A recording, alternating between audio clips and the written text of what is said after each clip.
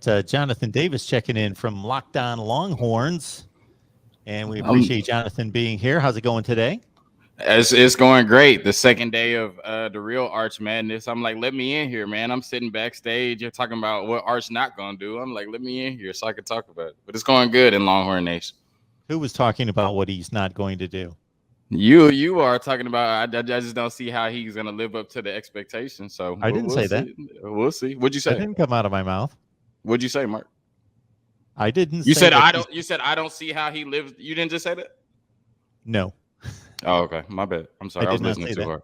I'm not making any predictions on Arch Manning's success. That's not me. I make a lot of predictions on certain things, but I've never seen him throw. I don't think I've seen him throw a pass. I saw a scramble on Twitter that people were making fun of because he looked like he was playing a bunch of seventh graders. But besides that, I've not seen him throw one pass, so I would not be making any evaluation. Is it going to be difficult to live up? It depends what the expectations are. If you're the number one quarterback, take his name off. And just if he's the number one quarterback in the country, then yeah, those are really high expectations. You put the name on him, are the expectations he's going to be in the Pro Football Hall of Fame someday? Well, those are, I would bet against that today. Not saying that that's not achievable, but the odds are obviously stacked against him if you're going to raise it to that level. Yeah, I mean, you talked about the pedigree that he comes from, and I was trying to think of who would rival them as the most successful sports family. And I mean, you're right. It probably starts and ends with the Mannings at the top when you talk about, 4 Super Bowls, possibly 2 Hall of Fames and all of that. Oh, we got to get Locked On Longhorns, not Hooked on Longhorns. It is Hook 'em though. Oh, my bad. But no, it was all good. It's all good. But like you said, it starts with the expectations at Texas. And I think it goes either way. I think if Quinn Ewers is the quarterback that he was supposed to be over the next couple of years, and Sark is able to get it together with all of the talent they have, then you're looking for Arch to say, okay, well, you have to sustain this or take it to the next level. And then if Quinn Ewers doesn't, have the success that people thought he would have at Texas, and Texas doesn't reach necessarily that next level, obviously they probably won't go 5-7 again. But if they hover around 7 to 9 wins over the next 2 years, then you're going to say, okay, Arch, you're the quarterback to come in and takes this to the next level, take Texas to a college football playoff team. And then that Texas is one of the biggest brands in college football. It's a team that people love to see fail.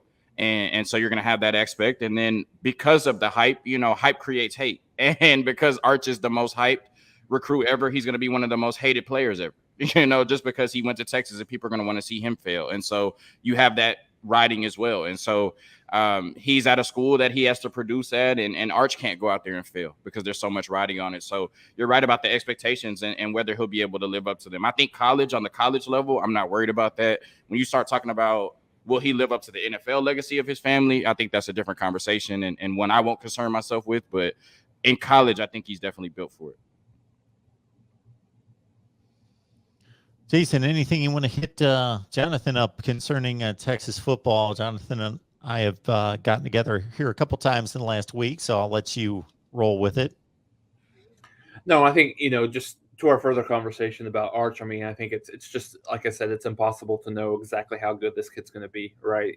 There's so much hype surrounding one kid, and the fact that obviously it's a huge get for the University of Texas, but I mean, I think he's got unbelievable amount of pressure on him to be good from really kind of from day one. But I think to your point, so just kind of looking at the outlook of what this Texas team looks like next year, right? With Quinn Ewers as the starting quarterback, probably, right? I mean, I think everybody assumes that he's going to be the guy. What makes this team different than this 5-7 team a year ago?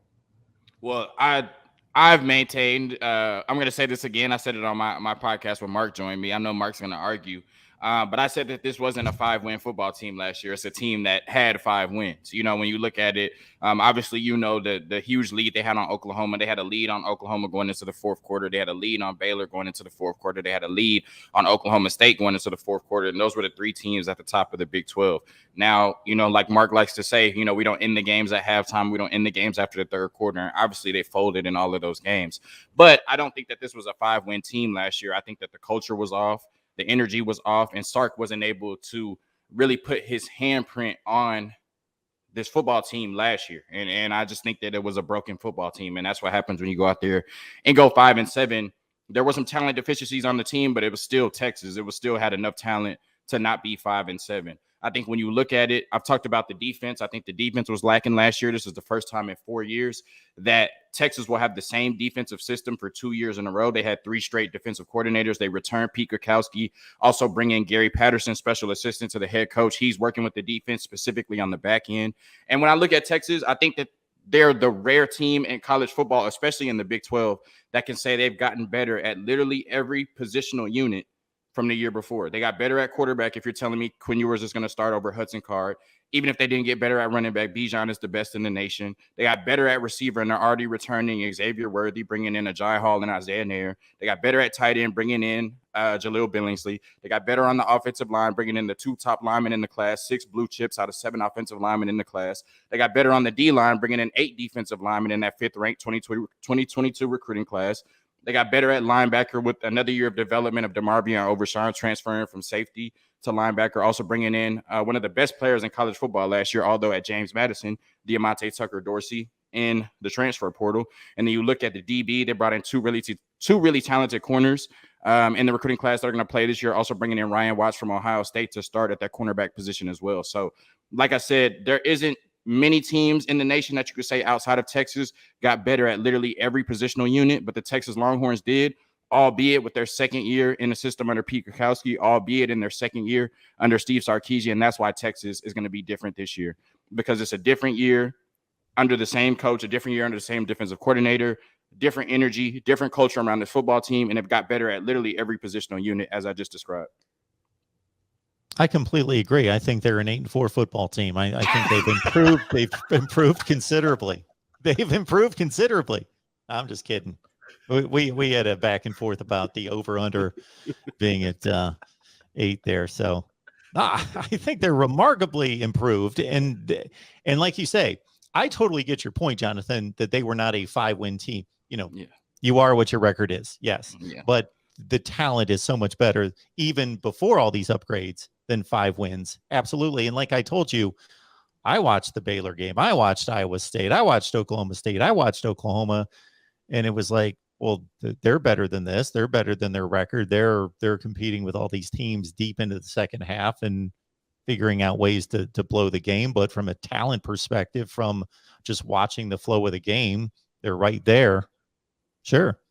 Yeah. So I actually want to ask you a question, not you, Mark, and I apologize. I don't know if I got your name yet, but I want to ask you a question because Oklahoma, it feels like it's kind of given, it's a year where there's no clear-cut favorite in the Big 12, and that's why I think this is the year for Texas to seize that opportunity. When you talk about, at least our partners at Bet Online had Oklahoma State, Baylor, Texas, and Oklahoma all hovering at 8.5 wins. But they also have Oklahoma. Most people have Oklahoma favored to win the Big 12. And it kind of feels like a benefit of the doubt pick, because there's no real concrete favorite. So it's like, let's go with the historical favorite in Oklahoma, who's bringing in a new head coach, bringing in a new quarterback. I can't say they got better at any of the skill positions. If I'm wrong, feel free to let me know. But why is Oklahoma the favorite to win the Big 12 going into the season? And I'm not saying they shouldn't be. I just want some education. Yeah, I mean, I think to your point, I think a lot of it is just the benefit of the doubt, right? I think Oklahoma's been the been the best team in this league for the last 5 or 6 years. Obviously, not last year with standing, but I think to your point, there's a lot of unquestioned, a lot of answers that are. A lot of questions that haven't been answered right now, right? I mean, there's a lot of change on this defensive staff. There's a lot of change, obviously, at the head coaching position. There's a lot of changes. I think Oklahoma is going to be a much better defensive team this year. I think just looking at that coming in, I think there's a lot of newness on the offense and the defensive side of the ball. And I think it's very interesting this year looking at Oklahoma. It's a different proposition than they've had in any year in the past in terms of it's a college football playoff prediction. This is a top 5 team coming into the year, where it's not really that the same thing this year. To your point, Oklahoma's the pick, but they're very right there along with very clearly right there, along with Texas, Oklahoma State, and Baylor, as the, the 1A, B, C, and D, if you will, within this conference. And I think, as has been the case over the last few years, this team is only going to go as far as their defense is going to take them. Right. I think the offense will be, in my opinion, I think the offense will be fine. I don't know that it's going to be. It's probably not going to be Baker Mayfield, Kyler Murray fine, but I think it's going to be good enough to win a Big 12 championship. Can they get better on the defensive side of the ball is the big question. And I think with the coaching staff that they've brought in, some of the players that they've brought in, I think the hope and the desire, obviously, for Oklahoma fans is just to see that improvement. And I think, as you see, this team may not be a great defensive team early on in the year, but I think you'll see them get better and better as the season goes on. And I think it's very interesting. I think looking at both Oklahoma and Texas early on, they both have really big non-conference games. Oklahoma's is obviously certainly not as tough, but on the road, brand new team, brand new coach against Nebraska versus Alabama coming to Austin. Two totally different. But I think at the same time, both of these programs have an opportunity to announce themselves to the college football world with, I think, Texas doesn't necessarily have to win that game, but if they are very competitive in that game against Alabama, I think they can announce to the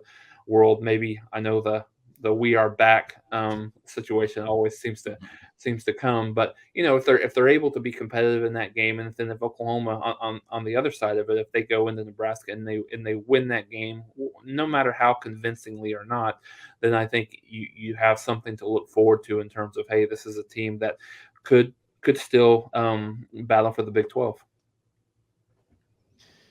I'll tell you this, Jonathan, if somebody just laid out the rosters and I didn't know what happened last year, that was completely stricken from everyone's memory, what happened last year, and you took the head coaches off the teams and said, these are the rosters in the Big 12, I would probably say Texas is the best roster in the Big 12. I mean, it depends on how you feel about the defense, but just looking at the offense, there's no comparison. I mean, when you look at Texas's third and fourth receivers, their second and third running backs, their second tight. I mean, there's just no comparison to the offense in the Big 12. And I mean, you're talking about maybe top 5 offense in the country, at least on paper. So, yeah, I agree with you, but Texas has been able to say that before. That's not the first year that they've been able to say it. And so it just all comes down to, production on the field. I think that it'll come this year, but as you said on my podcast, this year isn't the first time I've thought that, So, yeah, I definitely think they have the best roster in the Big 12, but all that does is win you preseason awards.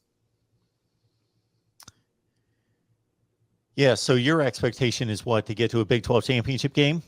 Yes, I think they need to be in the Big 12 championship game. I think there's no clear favorite in the Big 12 this year. I've been on record as saying that I think Oklahoma and Texas end up in the Big 12 championship game, a la 2018, and I just think that, yeah, they need to be one of the teams in the Big 12 championship game. All of the Texas fans, they get mad when I say Texas is back, and they say don't say that and it's toxic, but nothing I'm saying affects what the players do on the field. And my expectation for them is this is an 8. I think even 8 is a disappointment. I think this is a 9-win football team. Like I said, I just outlined it. They got better at every position. Literally every position group got better. And so why is this not, you could talk about the Alabama loss. That doesn't affect them in the conference. Why? There's no reason this team should not be in the Big 12 championship game. We look at Baylor last year, who won it. 2020 was a little bit of a weird season, but Baylor won 2 games in 2020 and came back and won the Big 12 championship. Why can't Texas, with all the talent they have, win 5 games and come back and win the Big 12? This isn't the NFL where it takes years to build. This is college football. I mean, look at USC. You can literally, I guess this is probably the wrong time to bring up USC, but you can literally rebuild a college program over a summer. And it's hard to say that Sark hasn't had one of the best off seasons in college football out of any coach, and there was already talent on the roster. And so I just think bringing all of that back, 9 wins should be the floor, and they should be competing for a Big 12 championship. I'm not like most Texas fans that think this thing is going to take 2-3 years to build, because I've seen it happen at other programs. It doesn't. This Texas team is ready to win now, and they need to go out and do it. Anything else, Jason? No, I just can't wait to get started. The it's always the longest time of the year going through, kind of the end of spring here into summer. I'm just ready to get it started. It's going to be a really exciting year. Yeah, I'll say I love baseball, so this time is always fun for me. I can just kind of sit back and watch some baseball, but of course, it's that pre-waiting for football, and I'm talking about the Longhorns every day. I'm convincing people like Mark all over the world that the Longhorns will be back, and this isn't the same old Texas. So I'm ready for these checks. I've been writing to start cashing in September, so we'll see. But hey, October 8th, man, we can be friends every day, but October 8th, we got to get some get back on the Oklahoma Sooners, man. I hear you.